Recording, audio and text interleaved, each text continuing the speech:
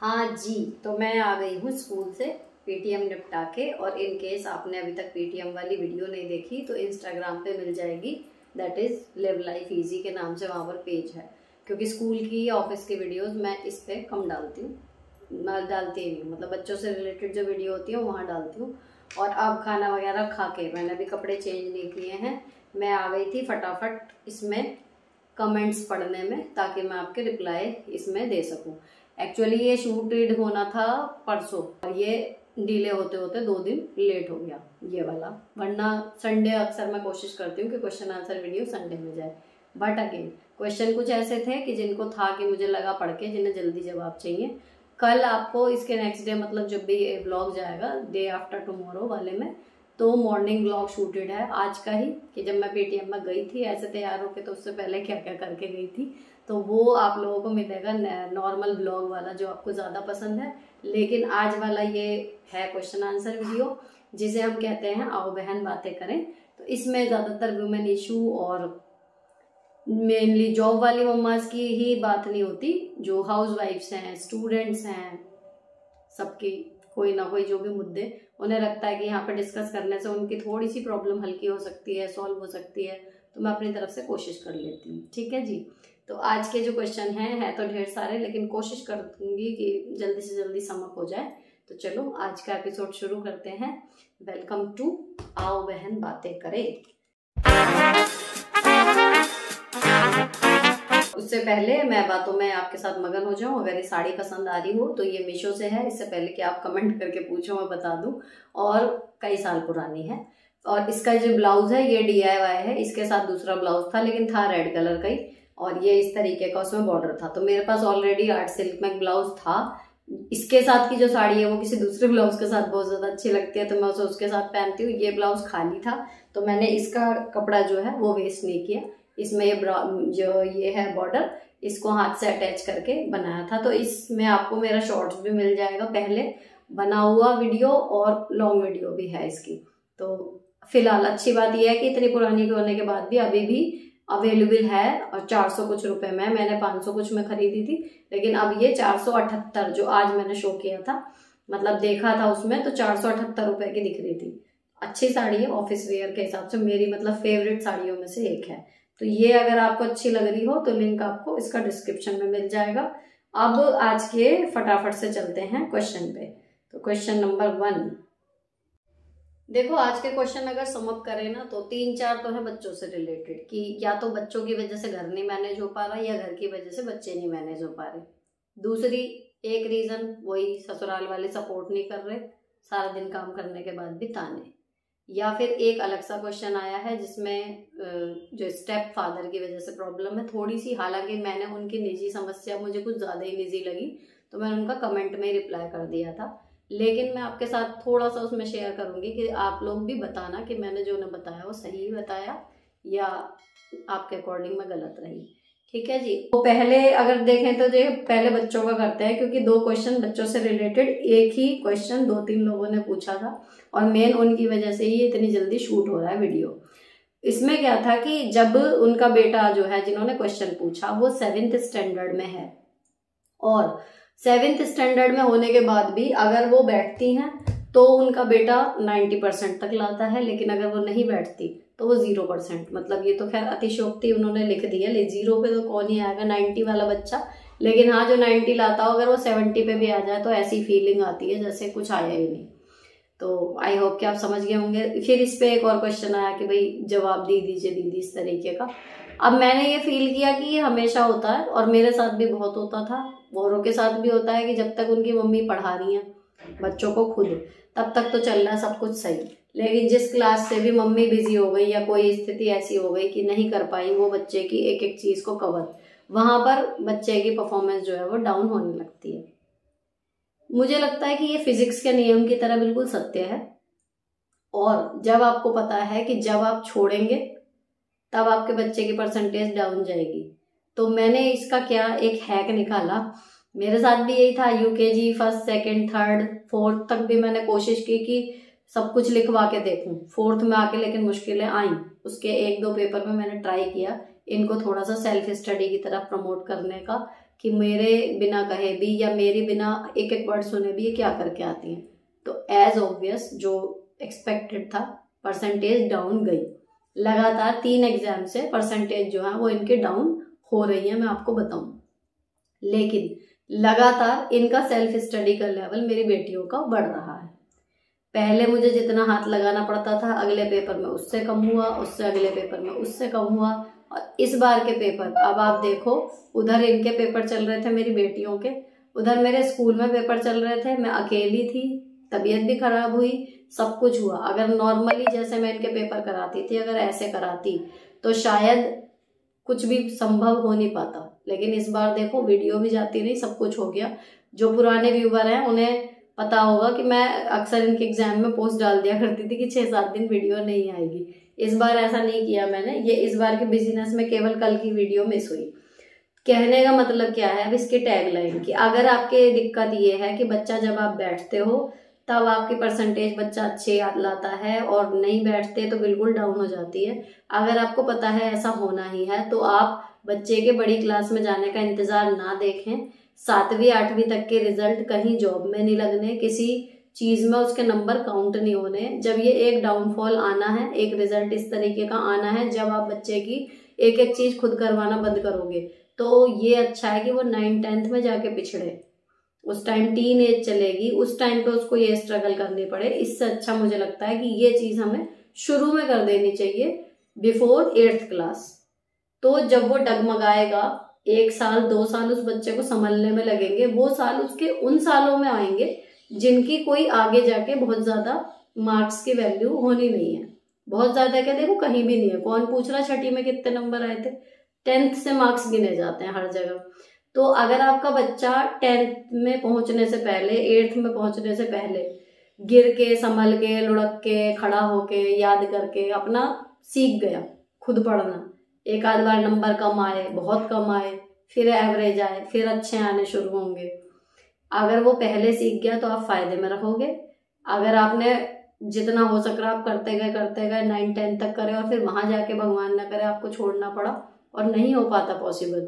हम लोग 6ठी 7वीं तक पढ़ा लेंगे, 5वीं तक पढ़ा लेंगे, 8वीं तक पढ़ा लेंगे, कोई और ही प्रोफेशनली टीचर होगा 10वीं 12वीं पढ़ा लेगा, उसके बाद क्या। तो ये आदत तो से छोड़नी पड़ेगी कि मम्मी या डैडी बैठेंगे जब भी हम पढ़ेंगे, तो ऐसे वो खुद नहीं कर पाएगा। आदत छुड़ाने के लिए देखो ये टेंशन की बात नहीं है कि उसके नंबर कम होंगे, वो स्वाभाविक है, होंगे ही होंगे। लेकिन आप ये मत सोचो कि मैं बैठ जाऊं और ये हमेशा 90 लाता रहे, नहीं। आपको अपने बैठे बिना उसके 85 लाने का इंतजार करना है, तो आपको उसे छोड़ना पड़ेगा एज सून एज पॉसिबल। और आप ये देखो छोड़ने का तरीका, अब बिल्कुल एकदम मत छोड़ो कि कहाँ तो आप उसका एक एक वर्ड लिखवा रहे हो, बिल्कुल सिर पे बैठ के सारे क्वेश्चन याद करा रहे हो और आपने एकदम कह दिया बेटा सेल्फ स्टडी। नहीं, आज जैसे मैंने अभी छोड़ा, देखो मैं अभी ये नहीं वादा कर सकती कि 100% तरीका है, क्योंकि मैं भी एक्सपेरिमेंट के दौर से गुजर रही हूँ। मुझे नहीं पता भविष्य के गर्भ में क्या छुपा है, मेरी बेटियां कितनी सक्सीड होंगी भी या नहीं होंगी। मुझे इस चीज का डर है, नॉर्मल माओ की तरह पूरा डर है मुझे अपनी बेटियों के भविष्य को लेके इस चीज का कि पता नहीं क्या और कैसे होगा। लेकिन फिर भी जो मैंने मतलब एक फॉलो किया है वो ऐसे एकदम नहीं छोड़ा। पहले मैं इनसे एक एक वर्ड लिखवा के देखती थी, फिर मैंने वो किया कि सुनना शुरू कर दिया, केवल कठिन शब्द लिखवा लिए। फिर ये किया कि क्लास टेस्ट जो है वो मैंने छोड़ने शुरू किए कि आप खुद अपना एक टेस्ट दो, उसके बाद मैं नंबर देखूंगी। वो टेस्ट ठीक ठाक होने लगे, नॉर्मल नंबर आने लगे कि 10 में से 9.5 नहीं आ रहे लेकिन 8 8.5 आ रहे हैं, उतने में इतने अपनी सेल्फ स्टडी से आने लगे। तो धीरे धीरे करके अभी पिछले 2 सालों से ये चीज सीख रही हैं और अभी इनके नंबर गिर रहे हैं। मैं बताऊं आपको, एवरेज हो जाते हैं, किसी पेपर में उतने ही आते हैं जितने पहले आते थे, लेकिन जो ओवरऑल पूरे साल की बनती है उसमें इनकी परसेंटेज गिर रही है। पर मुझे इस चीज का कोई फर्क नहीं पड़ रहा क्योंकि 4ठी और 5वीं क्लास है। तो जिस तरीके से ये जा रही है उम्मीद पूरी है, बाकी नारायण कृपा करें कि 8वीं तक ये इतनी मजबूत हो जाएंगी, संभल जाएंगी कि अपने आप जो है वो सेल्फ स्टडी किसे कहते हैं वो मुझे ना बताना नहीं पड़ेगा, इन्हें खुद पता होगा। अब इस क्लास में मैं आपको बताऊं 5th में अपना क्लासरूम में आप खुद हैंडल करती हैं, होमवर्क खुद करती हैं, कुछ गलत भी हो जाता तो भी टेस्ट वगैरह की प्रिपरेशन खुद करती हैं। और इस बार के एग्जाम पूरी तरह इन्होंने दिए हैं, मैंने इनमें कुछ भी नहीं किया, केवल हिंदी के पेपर में थोड़ी हेल्प की थी, आर्ट में थोड़ी हेल्प की थी, मैथ में 1-2 चीजें समझाई थी, बस बहुत ज्यादा कुछ नहीं किया। लेकिन ये था कि एक बार को आया, मैं अभी कमज़ोर पड़ी कि यार ज़्यादा हो रहा है, मतलब कैसे होगा, कम नंबर ज़्यादा आ जाएंगे।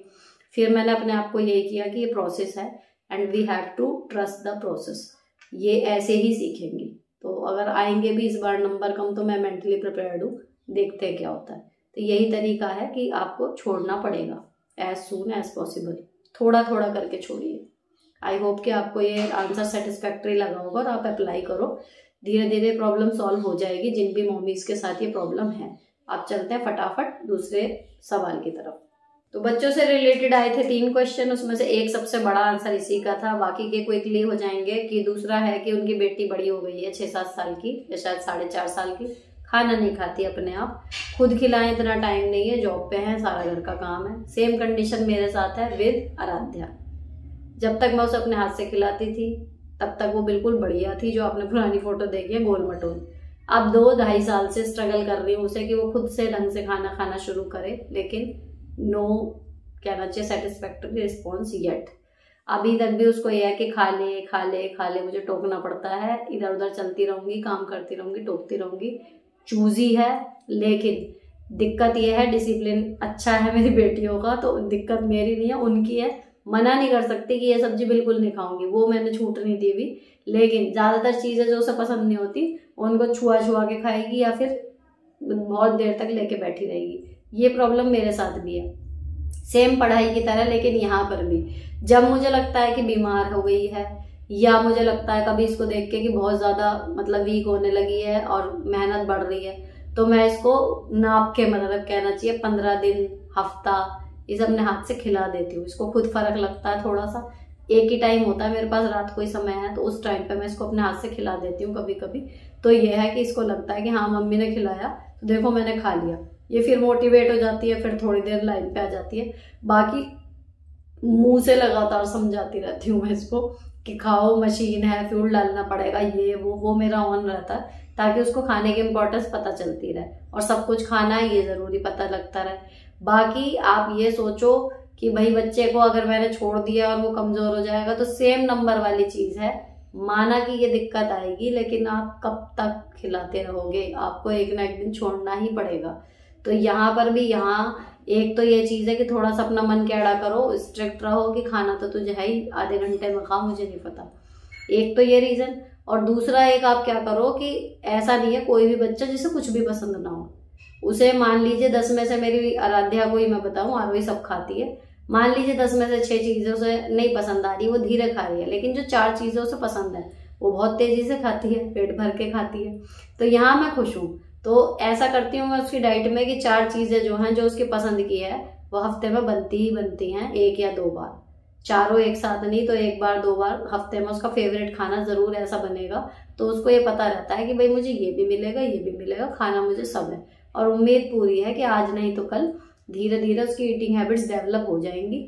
और दूसरी चीज, आप खुद अपने आप क्या कर रहे हो ये बहुत बड़ी बात है। कई बार मैंने देखा है मम्मी जी, मतलब मान लीजिए मैं हूँ, अगर मैं किसी सब्जी को देख के ही कर दूं कि ये तो मैं खाती ही नहीं, मैं खाऊंगी नहीं, मैं खुद ऐसी थी, लेकिन इनके सामने दिखाने के लिए अब मेरे अंदर इतने चेंज आ गए कि उनके सामने अगर मुझे पसंद नहीं भी है ना वो सब्जी कोई, अब तो ऐसी कोई सब्जी खैर बची ही नहीं, लेकिन कोई सब्जी ऐसी थी जो मैं बिल्कुल भी नहीं खाती थी, अब मैं सब खाने लगी।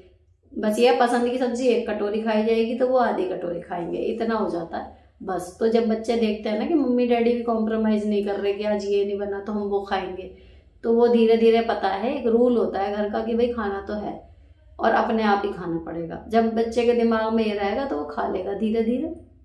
बाकी भैया ये जॉब के साथ ये चीजें तो हैं ही, थोड़ा बहुत तो कहना चाहिए हर चीज का ड्रॉबैक है। तो ये है, एक हाउस वाइफ है, अगर उसको तरस आएगा अपने बच्चे को, उसके पास टाइम है, वो तीनों टाइम अपने बच्चे को गोद में बैठा के भी खिला देगी, लेकिन हम लोग नहीं सोच के भी कर सकते ये चीज। तो थोड़ा सा अपना दिल मजबूत कीजिए, थोड़ा सा उसके पसंद की चीज बनाइए और थोड़ा सा उसके साथ स्ट्रिक्ट रहिए कि बेटा चाहे ये पसंद की है या नहीं पसंद की है, स्वाद ठीक है, आपको खाना पड़ेगा, धीरे धीरे खाएगी। बाकी टाइम लगने का तो वो है। टीवी बंद कर दीजिए। एक गोल्डन रूल मैं बताऊं, जब मुझे से जल्दी खिलाना होता है, टीवी तब चलेगा जब तुम्हारा खाना खत्म हो जाएगा। आप ये कह के देखो, तो बहुत जल्दी खा लेती है, फिर आधे घंटे के बजाय 15 मिनट में खत्म हो जाता है कि 1 घंटा टीवी टाइम है, अगर 1 घंटा खाने में लगा दिया तो टीवी मिलेगा नहीं। तो इससे अच्छा जब खा लोगे तब टीवी ऑन होगा, तब बहुत जल्दी खा लेती है, आप ये भी कर सकते हो। लेकिन वो भी आप तभी करोगे जब आप घर पे होगे, तो ये फुल प्रूफ नहीं है तरीका। बाकी जब मैं खुद नहीं खिलाती तो मैं यही करती हूँ कि या तो जल्दी खाना खत्म करो, नहीं तो टीवी बंद होगा, ये कर सकते हो आप। अब चलते हैं फटाफट अगले क्वेश्चन की। एक क्वेश्चन आया है कि दी मेरी भी 2 बेटियां हैं, 4 इयर्स की और बेटा है 6 और 4 ईयर की, और बेटा है 1.5 1.5 साल का।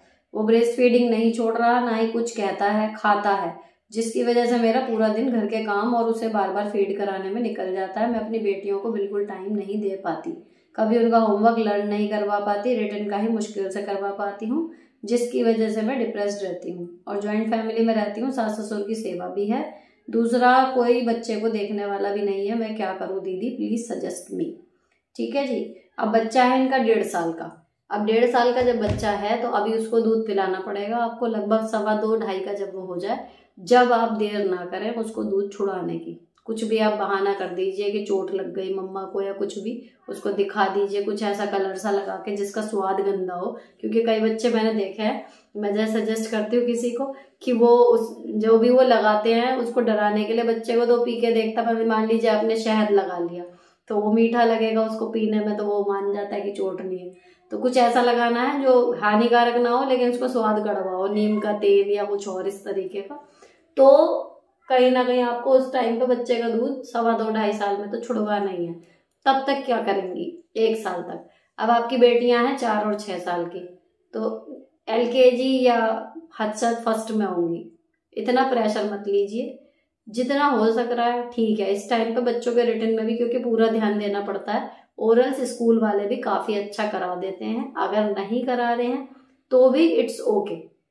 आपको 1 साल बाद भी जब आप मेहनत करोगे, आपके बच्चियां जो हैं वो ट्रैक पर आ जाएंगी। इतना स्ट्रेस मत लीजिए। फिलहाल जो 1.5 साल वाला है उसको थोड़ा सा सॉलिड खिलाने के लिए आपको थोड़ा और प्रयास करना पड़ेगा। इनकी पढ़ाई का मैंने आपको बताया, ज्यादा स्ट्रेस मत लीजिए, छोटी क्लास है, अगले साल तक सब नॉर्मल हो जाएगा।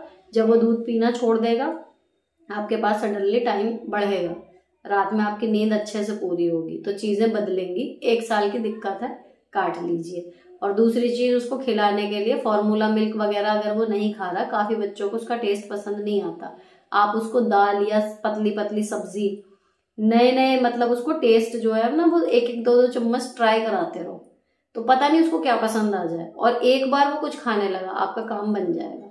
किसी एक चीज पे आप डिपेंड मत रहो, ठीक है ना। तो कीप ऑन ट्राइंग। ये वाली स्टेज वो होती है कि कोई दूसरी माँ आपको नहीं बता पाएगी कि आपका बच्चा क्या खाएगा, वो सिर्फ सजेस्ट कर सकती है। तो आप ट्राई करते रहो कि आपके बच्चे के टेस्ट बड में कौन सी चीज उसे समझ में आ जाए। तो जो भी घर में बनता है थोड़ा थोड़ा उसको ट्राई करो खिलाने का। 1.5 साल का वो हो गया, थोड़ा थोड़ा खिलाओ, आपको धीरे धीरे समझ में आ जाएगा कि उसको तीखा पसंद है या उसको मीठा पसंद है, उस तरीके की चीज है। और उसने छोटा सा भी कुछ खा लिया सॉलिड, तो भी उसके पेट में सहारा रहेगा और फिर वो थोड़ी देर बाद दूध मांगेगा, ये होता है। तो आप ट्राई करो। और फिलहाल ये टाइम मुश्किल है, 3 बच्चे पालना ज्वाइंट फैमिली में पूरे काम के साथ, अपने आप को बोलते रहो कि ये आसान नहीं है। तो इतना मुश्किल काम कर रहे हो, हिम्मत मत हारो। 1.5 साल जहाँ निकल गया वहां पे 1 1.5 साल और निकलेगा, उसके बाद चीजें कंट्रोल में आने लगेंगी। चलिए जी, बच्चों की बातें हो गई, अब आते हैं हमारे सबसे ज्यादा बात किए जाने वाले टॉपिक पर, जो घर और सास ससुर से रिलेटेड होता है। अब एक आया है कि जी मैं फॉलो आपको करती हूँ 2-3 साल से, पर कभी कहा नहीं, सीखा बहुत कुछ है। और इनके ये कह रहे हैं कि इन लॉज जो है वो साथ नहीं देते और उनके बच्चों पे इनका बहुत बुरा असर पड़ रहा है। सारा दिन उनका काम में निकल जाता है, लेकिन उनको काम वाली समझ के रखा है और उसमें भी कमियां निकलती रहती हैं कि ऐसे नहीं करा, ऐसे नहीं करा, ऐसे नहीं करा। हाँ, तो देखो बहन, जो इसका एपिसोड का टाइम है मेन, आओ बहन बातें करें। तो बहन, ऐसे जब बातें आती हैं ना तो लगता है हर दूसरी औरत के साथ यही हो रहा है। यहाँ पर आकर मैं वो हो जाती हूँ कि मुझे लगता था एक मेरे साथ हुआ, फिर किसी और का सुना लगा उसके साथ हुआ, फिर 8-10 से सुना लगा उसके साथ हुआ। लेकिन जब ये चैनल चला और ये एपिसोड चले तो मुझे समझ में आ रहा है कि हर दूसरी औरत के साथ यही हो रहा है कि नहीं है उसके गुणों की कदर। अब आप उसमें देखो, मतलब मैं अपने आप पे कभी सोचती हूँ, आप लोग इनके कमेंट्स के जरिए अगर मैं देखूं तो आपको मेरे अंदर कितनी खूबियां नजर आती हैं, ठीक है। और ये खूबियां उस परिवार को कभी नजर ही नहीं आई जिसमें मैंने इतने साल तन मन धन से सब कुछ कोशिश की जगह बनाने की। ठीक है जी। तो कहीं ना कहीं अब मैं आपके सामने हूं, तो अगर आपके ससुराल वाले आपको सपोर्ट नहीं कर रहे, आपकी तारीफ नहीं कर रहे, आपके काम के तरीकों में कमी निकाल रहे हैं, तो आपका कॉन्फिडेंस हिलने की बजाय आप उस टाइम पे मुझे याद कर लेना कि मेरे साथ भी यही हुआ था। अब आप लोग मुझे इतना एडमायर करते हो, लेकिन उन चुनिंदा कुछ लोगों की नज़र में मैं भी कमियों का पुतला हूँ। पूरी ऊपर से लेके नीचे तक मुझ में कोई अच्छी बात नहीं है सिवाय कमियों के। ठीक है, तो अपना कॉन्फिडेंस ये सोच के वापस बूस्ट करो। आपको जो काम है उसको कसर मत छोड़ो, अपने हिसाब से जो आप बेस्ट कर सकती हो कर दो, लेकिन यहाँ मैं अंडरलाइन कर दूं, अपने हिसाब से जो आपका बेस्ट है वो। किसी दूसरे से सर्टिफिकेट लेने के लिए काम मत करो कि वो अच्छा कहेगा तब मैं मानूंगी मेरा काम अच्छा है। आप अपनी पूरी तसल्ली से करके अच्छा सा काम कर दो, उसके बाद किसी की राय मत लो कि क्या क्यों कैसे। और अगर पर्टिकुलर किसी काम के लिए ये होता है कि जी ये ऐसे नहीं ऐसे किया, ऐसे तो करा नहीं, ऐसे तो वो नहीं, अगर बार बार एक ही काम को टोका जा रहा है तो भाई आपकी जगह मैं होती, मैं उस काम को दूसरी बार में छोड़ ही देती हूँ कि ठीक है जी मेरा तो ये बेस्ट है, इससे बेस्ट मैं नहीं कर सकती। अगर ये आपके हिसाब से ओके नहीं है देन डू इट योरसेल्फ, मुझसे नहीं हो पाएगा। ठीक है भाई, मुझे पता है, मान लीजिए कुकिंग की बात कर लो या कुछ कर लो, मुझे पता है कि मैं अपनी पूरी जान लगा के बना रही हूँ, जो वो बन रहा है सामने वाले ने एक चम्मच खा के रिजेक्ट कर दिया, यार मजा नहीं आया, उसके जैसे नहीं बनी, इसके जैसी नहीं बनी, या ये ऐसे बनती है। मेरे अंदर इतनी बर्दाश्त नहीं होती थी कि मैं अगली बार और कोशिश करूंगी, मैं आदर्श बहू बन के दिखाऊंगी। मुझे पता है मैंने अभी पूरी कोशिश कर ली, इससे ज्यादा कोशिश मेरे पास है नहीं।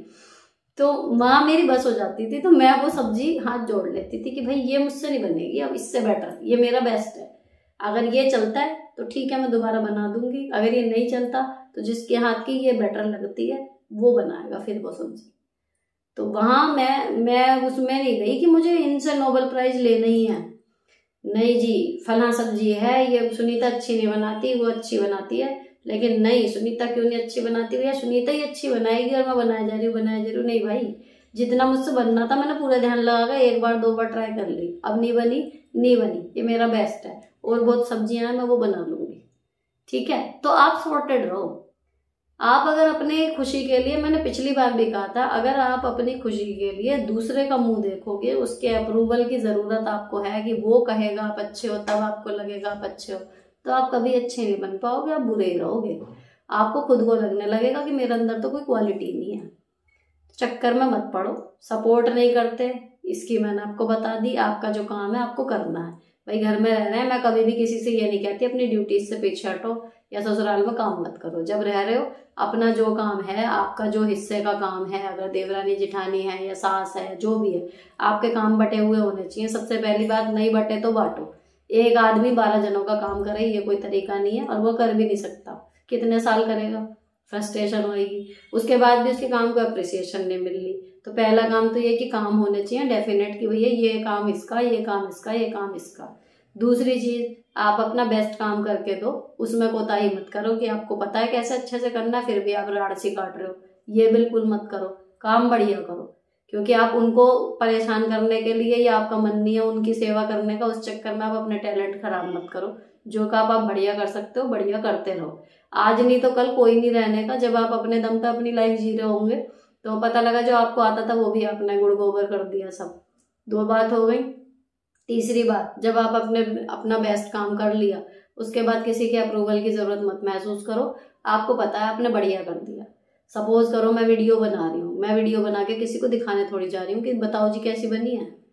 बन गई, मुझे पता है मेरे हिसाब से बेस्ट बनी, मैं इतना ही कर सकती हूँ, मैंने सीधे पोस्ट कर दी। ऐसे ही आपको अपना काम करना, अपने हिसाब से बिल्कुल बेस्ट करना, 2 बार चेक कर लो कि बिल्कुल सही हो गया ना, मेरे हिसाब से बिल्कुल ठीक है ना। उसके बाद फिर आपको किसी के अप्रूवल की जरूरत नहीं। अब उसमें भी कोई निकाले कमी तो ठीक है भाई, एक बार दोबारा में फिर कराए फिर कमी, ठीक है, तीसरी बार आप खुद कर लो, वो ज्यादा बेटर है। ठीक है, साफ कहना एक समय के बाद जरूरी हो जाता है, एकदम मत बोलो लेकिन साफ कहना कई बार जरूरी हो जाता है। ठीक, अब एक और था जो मैंने पिछली बार बोला था, मुझे बड़ी हंसी आई सुन के उस कमेंट पे। तो ये कमेंट था कि मैंने बोला था कि मतलब जो मेरी निगेटिविटी चारों तरफ फैलाता है या पॉजिटिविटी मेरी खाता है या मेरी प्रोडक्टिविटी को देख के जलता है, उसको मैं मतलब अपने साथ रखना या बातें करना मुझे नहीं अच्छा लगता, उसके साथ टाइम बिताना। तो मैं किसी की लाइफ में घुसती नहीं और ना मैंने ये अधिकार दिया कि किसी को मैं मतलब अपनी लाइफ में घुसने दूं। इस बात पे आया कि अगर हम किसी की लाइफ में मतलब मैं ट्राई करती हूँ किसी की लाइफ में नहीं घुसूं और ऐसा होता है, लेकिन वो लोग जो हैं मुझे फिर किसी डिसीजन में इन्वॉल्व नहीं करते और फिर मुझे लेफ्ट आउट फील होता है। अब देखो ये कमेंट बिल्कुल सीरियस है, इसमें कुछ फनी नहीं है, लेकिन इसके जो जवाब मेरे दिमाग में था मुझे उस पर हंसी आई। तो आई एम वेरी सॉरी अगर आपको ये लग रहा हो कि मैं आपकी प्रॉब्लम पे हंस रही हूँ। प्रॉब्लम पे नहीं हंस रही, मुझे अपने जवाब पे हंसी आ रही है कि जब आपने जैसे ही वो लिखा हुआ मतलब मेरे सामने आया कि मैं लेफ्ट आउट फील करती हूँ और वो मुझे अपने किसी डिसीजन में शामिल नहीं करते, इस तरीके की लैंग्वेज थी। तो जो फर्स्ट थॉट मेरे दिमाग में आया उसे पढ़ते ही तो ये तो बढ़िया है, मतलब मेरा रिएक्शन ये आया, उस बात पे मुझे हंसी आई कि ये तो बढ़िया है। देखो अगर आप किसी चीज में शामिल ही नहीं हो, फिर वो सही हो गलत हो उसमें आपकी जिम्मेदारी भी नहीं होती, ठीक है ना। मान लीजिए फाइनेंशियल क्राइसिस आ रही है घर में, आपको कोई बता ही नहीं रहा, आप मजे में हो, ठीक है। मान लीजिए कहीं रिश्ता जोड़ना कुछ करना है, आपको कोई पूछ ही नहीं रहा, तो आने वाला रिश्ता बेकार हो अच्छा हो आपको क्या फर्क पड़ रहा है। और जब अगर अच्छा निकल गया तो बढ़िया ही बढ़िया, आपका क्या नुकसान है, लेकिन बुरा निकल गया तो भी उसमें आपका क्या रोल है कि भाई तुम्हारा तो कोई रोल ही नहीं है, बुरी बहू आई या बुरा जमाई आया भैया तुमने तो ढूंढा था।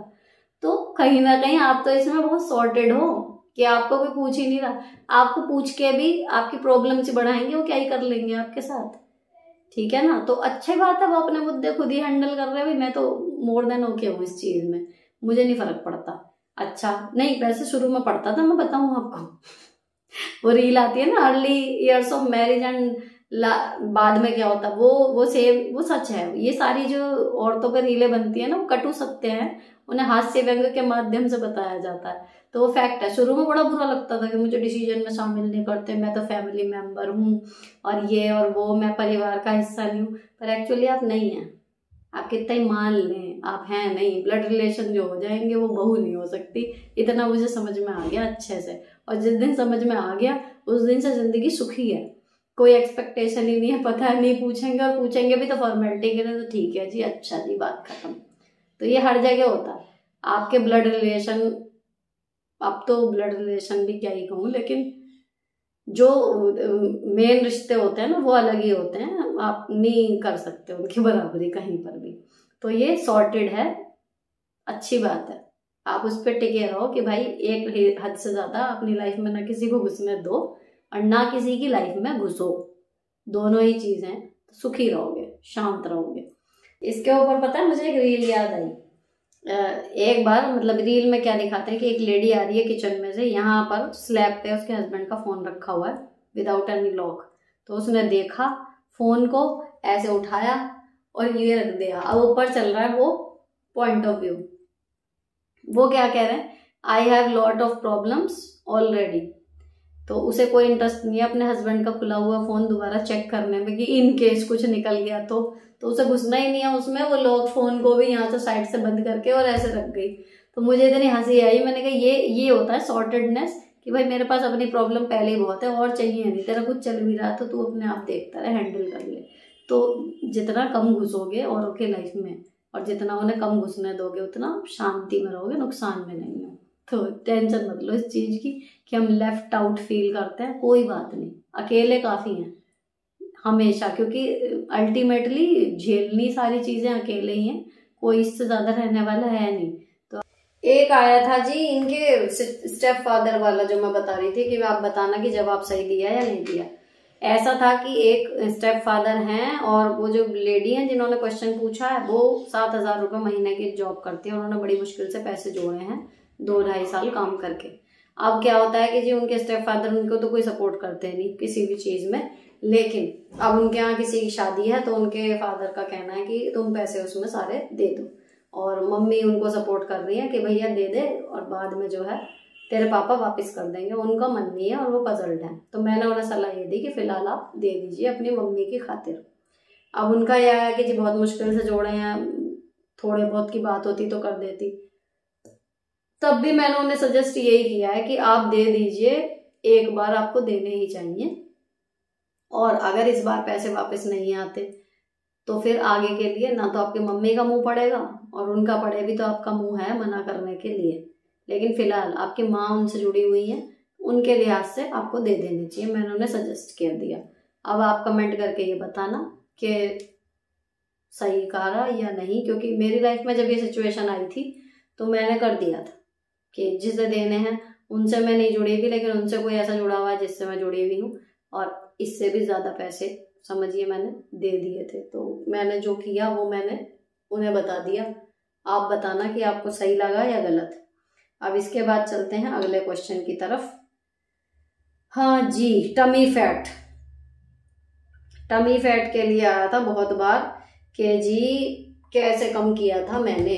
तो उस टाइम पे देखो, मैंने जब भी बताया था ना ब्रेस्ट फीडिंग के बारे में, तो जब आराध्या ने दूध छोड़ा, उसने तो छोड़ दिया, उसके 1-1.5 महीने बाद मेरी डाइट तो वहीं की वहीं रही और दूध इसने पीना बंद कर दिया था। तो सडनली थोड़ा सा वेट मेरा पूरी बॉडी का बढ़ता गया था, कपड़े हल्के हल्के टाइट होने लगे, और साथ में टमी जो है वो निकलना शुरू हो गया। और सबसे बड़ा जो मोटिवेशन था उस टाइम पे कम होने का, क्योंकि मैं तो इतनी पतली थी, इससे भी ज्यादा उस टाइम पे और हल्की थी, तो मुझ पे कोई प्रेशर नहीं था। अगर मैं वजन ना भी कम करती तो इट्स ओके, और पेट निकल भी जाता तो भी इट्स ओके। इतना अच्छा सा फिगर था तो अगर वो खराब भी हो जाता तो देखने वालों को कहीं ना कहीं ये लगता कि चलो बहुत दिन हो गया, अच्छा हुआ। ये फैक्ट है, आप मानो ना मानो, हो गया खराब। लेकिन जो सबसे बड़ा मोटिवेशन था वो था मेरे कपड़े।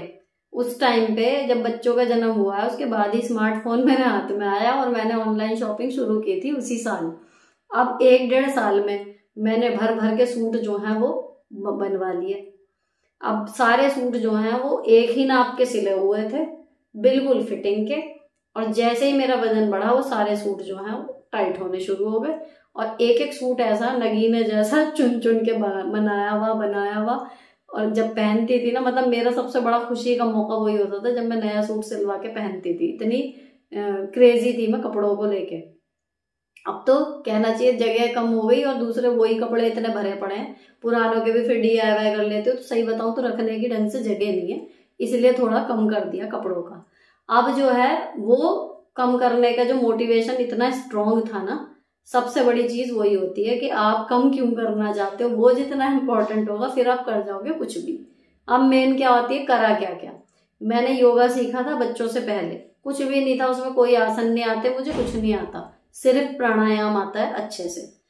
7, 9, 11 वो जितने भी मुझे हो जाते हैं जब मैं बैठती हूँ करने, तो उस टाइम पे मुझे सब बिल्कुल स्टेप बाय स्टेप याद थे, मैं सारे करती थी। लेकिन जो वजन कम करने के लिए मेन होता है वो होता है कपालभाति, वो मुझे रटा हुआ है अभी तक भी। तो जब भी मुझे अब भी लगता है मैं शुरू कर देती हूँ। एक तो कपालभाति आप जरूर करो, कैसे करना है वो आपको ढेरों वीडियो मिल जाएंगी। दूसरा, मैंने बिल्कुल स्ट्रिक्टली पराठे बंद कर दिए थे, चावल बंद कर दिए थे, आलू ऑलमोस्ट कट कर दिए थे, 3 चीजें। उसके अलावा मैं दूध पिया करती थी, मैंने दूध बंद कर दिया था, कैल्शियम के पाउच लेने लगी थी इसकी जगह पे। तो जितनी भी फैट वाली चीजें थी और कहीं ना कहीं कार्बोहाइड्रेट भी मैंने बिल्कुल कट ऑफ कर दिया था। लेकिन मुझे बड़ी खुशी है कि 1 से 1.5 महीना स्ट्रिक्ट तेल घी चिकना ये कम करने से, पराठे कम करने से, फ्रूट, ऐसा नहीं कि इधर कम करा उधर बढ़ा दिया, नहीं, मैंने पराठे बिल्कुल छोड़ दिए थे, सीधी रोटी में भी घी नहीं लगाती थी, और जी सब्जी में आलू हटा दिए थे, ना के बराबर हो गए थे आलू, और दूध बंद कर दिया था, मक्खन वगैरह कुछ नहीं मतलब। और साथ में वॉक 15 से 20 मिनट की, लेकिन पूरे आधा घंटे कपालभाति और दूसरे प्राणायाम वो मैंने किए थे। तो फटाफट से मेरा वेट जो है वो मतलब वेट तो इतना बढ़ा ही नहीं था, मेन टमी निकला था, तो वो वापस अंदर बिल्कुल बढ़िया करके हो गया था। और उसके बाद अब तक चला आ रहा था। तो अब मेरा पूरा ही वेट थोड़ा थोड़ा जो है वो 2 बार हुआ है कि हल्का हल्का सा बढ़ गया। तो अभी ये है कि मेरे पास अब दोनों साइज के कपड़े हैं, तो जब थोड़ा बहुत बढ़ता है ना तो फिर मैं वो वाले कपड़े पहन लेती हूँ, फिर कम होता है तो मैं वो वाले पहन लेती हूँ, इसलिए अब चलता रहता है। तो मैं स्ट्रिक्टली इस टाइम पे बहुत ज्यादा एकदम कम करने के पीछे पड़ती थी, 2-2.5 किलो ऊपर नीचे होता रहता है, बस उतने में मेरा साइज जो है वो बाजू का, यहाँ का, कमर का, पेट का बदल जाता है। तो ऐसा होता है कि आप अपने शरीर के अकॉर्डिंग स्ट्रेचिंग जो है ना वो आसान चुनो। और दूसरा जो डाइट है वो बहुत बड़ा रोल प्ले करती है।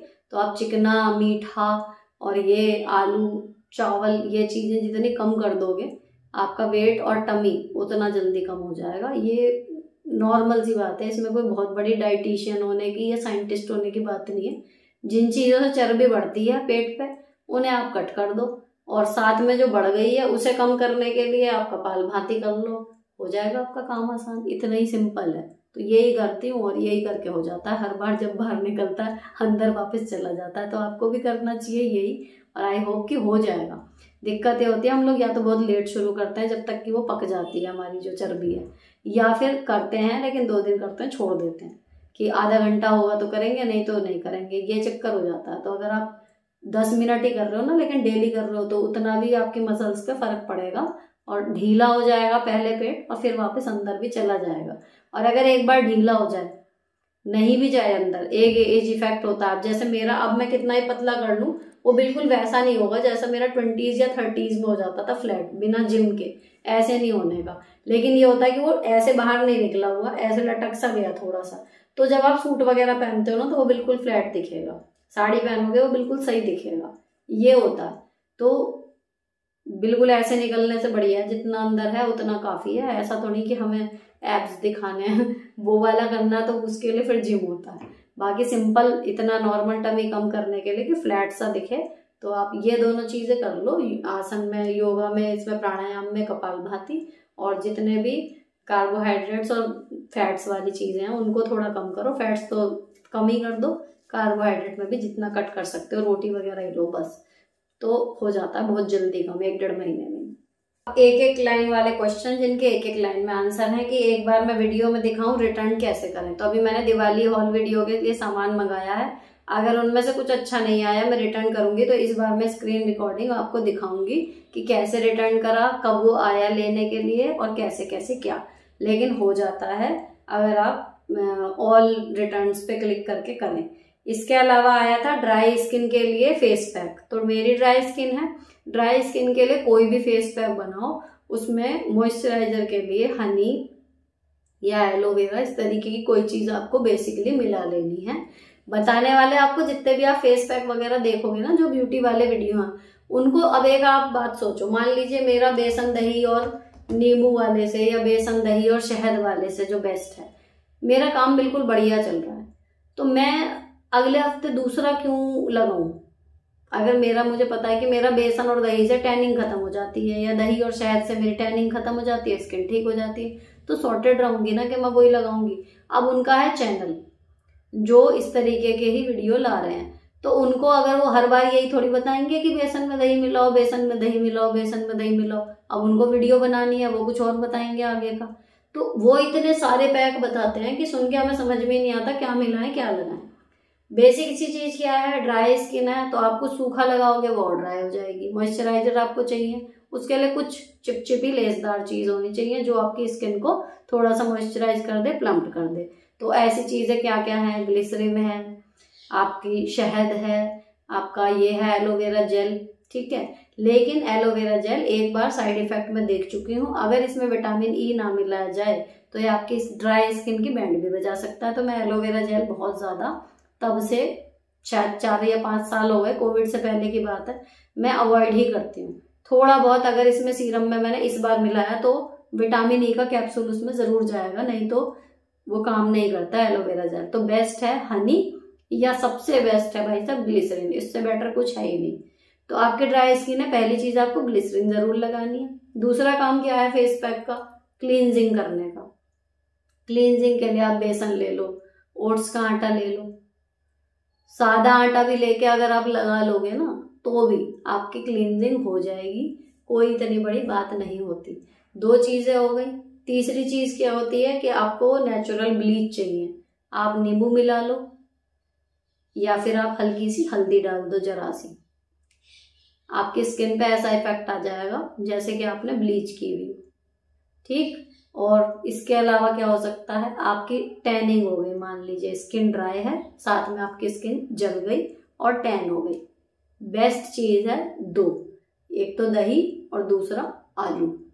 कच्चा आलू आप घिस के लगा लो, कद्दूकस करके रुई में लगा के लगा लो, कहीं पर भी जहां पर भी आपको निशान दिख रहा है। एक बार मेरी नाक पे हो गए थे, हट गए, एक बार यहाँ हुआ था, हट गया, आलू से ही हट गया।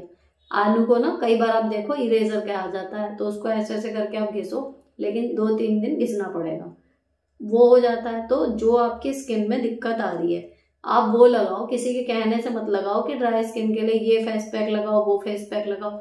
आपकी जो जो प्रॉब्लम है और जो जो स्किन की नीड है उसके अकॉर्डिंग आप चीजें मिलाओ, लगाओ, एक बार में ही आपको दिख जाएगा। अगर आपने इंग्रेडिएंट सही पकड़ लिया तो आपको एक बार में ही फर्क दिख जाएगा। और फिर उसे ही लगाओ जब तक आपकी स्किन में उसका असर कम ना होने लगे, या आपको लगे कि यार पहले इससे ज्यादा ग्लो आता था या हो जाता था, अब नहीं होता। जब तक आप फेस पैक चेंज क्यों कर रहे हो, अपना जो चल रहा है चलने दो।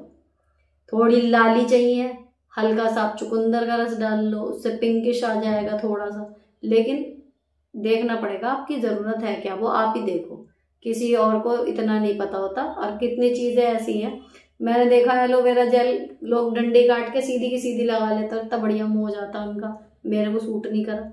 तो हर चीज हर एक को सूट नहीं करती, ये वाली बात भी है। तो मेन अगर मैं अब आपको मैं भी बताऊं कि कौन सा फेस पैक, तो आप ड्राई स्किन के लिए बेसन ले लो, दही मिला लो, उसमें थोड़ा शहद मिला लो, यही मैं लगाती हूँ ज्यादा करके 10 में से 9 बार, तो यही मैं आपको सजेस्ट करूंगी। ठीक है जी। अब आते हैं एक बच्चों के बालों पे। बच्चों के बाल बहुत अच्छे हैं, मैं कौन सा तेल लगाती हूँ। बहुत ज्यादा तेल ना मैं अपने बालों में लगाती, महीनों में महीने लग जाते हैं, और ना ही बच्चों के भी इतना लग पाता। लेकिन हाँ 15-20 दिन में या हफ्ते में जब उनका मन करता है या मुझे लगता है कि बालों में जरूरत लग रही है और मैं लगाने बैठूं, तो मैं भी बजाज आमंड ड्रॉप्स ही लगाती हूँ। हालांकि उसका नाम जब भी लेती हूँ उस पर कमेंट आते हैं कि ये हार्ड है बच्चों के लिए या हमारे लिए भी अच्छा नहीं है, पर चल रहा है, मेरा काम सही तो चल रहा है। जैसे सर्दी में ज्यादा होती है ऑयलिंग, गर्मी के 8-9 महीने ना के बराबर ही होती है, एक आध बारी बीच में नंबर लगेगा, अपने आप ही इतना ऑयल निकलता रहता बालों में से। लेकिन सर्दी में आपकी जो वो हॉट ऑयल वाली मसाज मैं करती हूँ वो जरूरी है, तो उस टाइम पे बजाज का आमंड ड्रॉप ऑयल जो है वो मेरे यहाँ चल रहा है, वो ही लगाती हूँ। दूसरा ऑप्शन आप ट्राई करना चाहो तो आप नारियल का तेल लगा सकते हो, जो असली वाला वो आता है ना पैराशूट से अलग वाला, वो मैंने डब्बा मंगाया तो वो अच्छा है, वो मंगा सकते हो। तो ये हो गया जी बच्चों का, रिटर्न का और फेस पैक का, तीनों का। ठीक है जी। तो यहाँ पे आके क्वेश्चन होते हैं खत्म। पता नहीं कितनी लंबी वीडियो बनी है, एडिटिंग करूंगी। आपको मिलेगी ये संडे को, और मंडे या ट्यूसडे आपको मिलेगा मॉर्निंग ब्लॉग। फिलहाल साड़ी का मैंने आपको बता दिया, लिंक डिस्क्रिप्शन में है।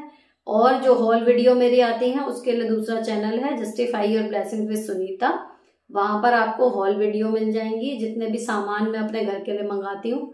और अब तो आपके देखने का तरीका बदल गया, लोग ज्यादा देखते हैं तो थोड़ा ज्यादा भी मंगा लेती हूँ, फिर देखती हूँ कि उसको मैं कैसे और कहाँ रखूं।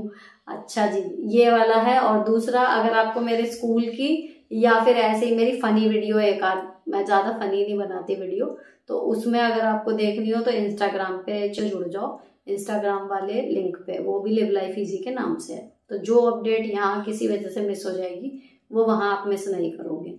तो यहाँ पर ये आओ बहन बातें करे का एपिसोड खत्म होता है। अच्छा लगा हो तो चैनल को सब्सक्राइब किए बिना मत जाना। मिलती हूँ आपसे नेक्स्ट वीडियो में। Till then bye bye, stay beautiful always.